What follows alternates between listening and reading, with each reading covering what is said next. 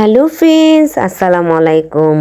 সবাই কেমন আছেন? নতুন একটি ব্লগ দেখার সবাইকে আমন্ত্রণ জানিয়েছি। আজকে আমি সবজি খিচুড়ি রান্না করব গরুর গোশত দিয়ে। আর এখানে আমি মোটা চাউল নিয়ে নিয়েছি। খিচুড়িটা অনেক টেস্ট হয়েছে। ফুল ভিডিওটা দেখার জন্য সবাইকে আমন্ত্রণ জানাচ্ছি। চলেন তাহলে দেখি। তো এখানে আমি একটা হাঁড়ি নিয়েছি।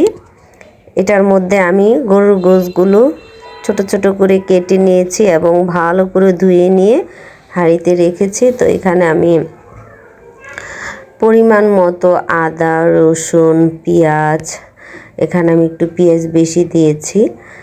তারপর হলুদের গুঁড়ো, মরিচের গুঁড়ো, ধনিয়ার গুঁড়ো, তারপর জিরা গুঁড়ো, লবণ, এগুলো সব আমি ভালো করে মিক্সড করে নেব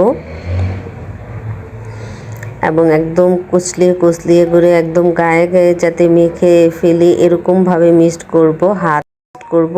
তো তেজপাতা দিয়েছি, এলাচ, দারচিনি, লবঙ্গ, এগুলো সবগুলো দিয়ে আমি একদম মেখে নেব। মেখে আমি কিছুক্ষণ রেখে দেব, প্রায় 20 মিনিটের মধ্যে রাখবো। যেহেতু শুক্রবার দিন রান্না করতে হবে, আমি এটা 20 মিনিট রাখবো। আপনারা চাইলে এটা সাথে সাথেও বসাতে পারেন। তো আমি সব কিছু একটু ভালো করে ম্যারিনেট করে রেখে দিই, তারপর চুলায় বসাই।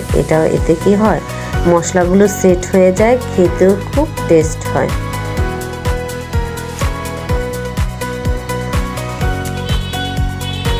অল্প একটু পানি দিয়ে তারপর আমি চুলা ধরিয়ে দিলাম।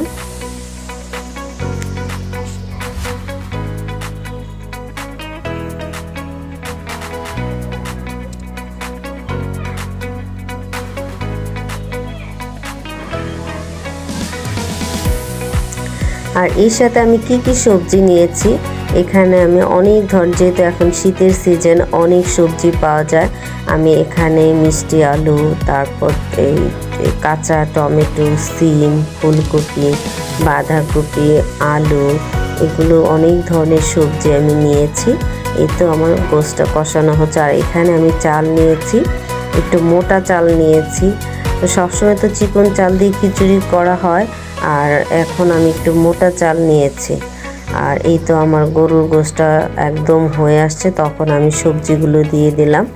সবজিগুলো দিয়ে আমি ভালো করে আর একটু কষিয়ে নিব। গরুর গোশত আর সবজি, এখন যে শীত, ঠান্ডা ঠান্ডা পড়েছে, তো এই শীতের দিনে এই সবজি খিচুড়িটা খুবই ভালো লাগবে খেতে। আপনারা অবশ্যই বাসায় ট্রাই করবেন। তো আমার সবজিগুলো একদম নরম হয়ে গেছে, দেখেন সবগুলো মিক্সড হয়ে গেছে। তো এর সাথে আমি চালগুলো দিয়ে একটু ভালো করে কষিয়ে নেব, ভেজে নেব আর কি, একটু ভাজা ভাজা করে নিব।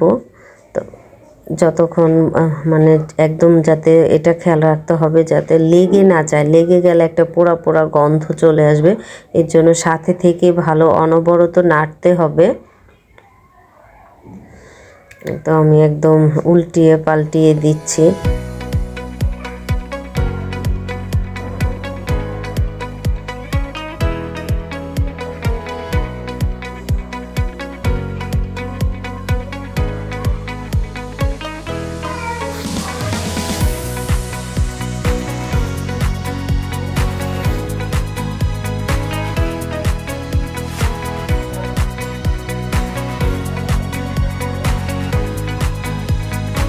পানি শুকিয়ে একদম ঝরঝরা হয়ে গেছে। এখন আমি এটা পানি দিয়ে দেব, একদম পাতিল ভরে আমি পানি দেব। যেহেতু মোটা চাল, সিদ্ধ হতে একটু সময় লাগবে। আর গরুর গোশতটা যতটুকু মানে একটু আছে ততটুকু নরম হয়ে যাবে। আর এই খিচুড়িটা হয়ে আসলে আমি এখানে, আমার খিচুড়িটা প্রায় হয়েই গেছে, তো এখানে আমি এই খিচুড়িটার মধ্যে একটু বাগার দেব। দেখা যাচ্ছে এখানে আমি রসুন, পেঁয়াজ, তেল, শুকনো মরিচ দিয়ে একটু বাগার দেব। এইভাবে দিলে খিচুড়িটা আরও সুন্দর একটা ফ্লেভার আসে আর খেতেও ভালো লাগে। এই যে আমার খিচুড়িটা হয়ে গেছে, তো এটার বাগারটা দিয়ে আমি কিভাবে আমি বাগারটা দিচ্ছি সেই প্রসেসটাও দেখিয়েছি। এখানে অনেকে আপনারা ভেজে সাথে সাথে দিয়ে দেন। আমি এইটা পাতিল থেকে খিচুড়ি এই ফোড়নটার মধ্যে দিব। এভাবে দিলে সুন্দর একটা স্মেল আসে। এখানে কিছুক্ষণ নেড়ে আমি তারপর পুরোটা ঢেলে দিব পাতিলের মধ্যে।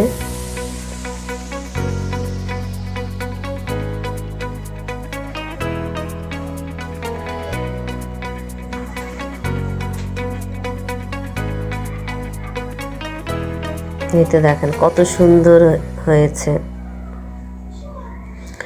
যেমন দেখতে সুন্দর হয়েছে তেমনি খেতেও খুব টেস্ট হয়েছে। তো কেমন হলো অবশ্যই আমাকে কমেন্ট করে জানাবেন খিচুড়ি রেসিপিটা। আর ভালো লাগলে অবশ্যই একটা লাইক কমেন্ট দিবেন।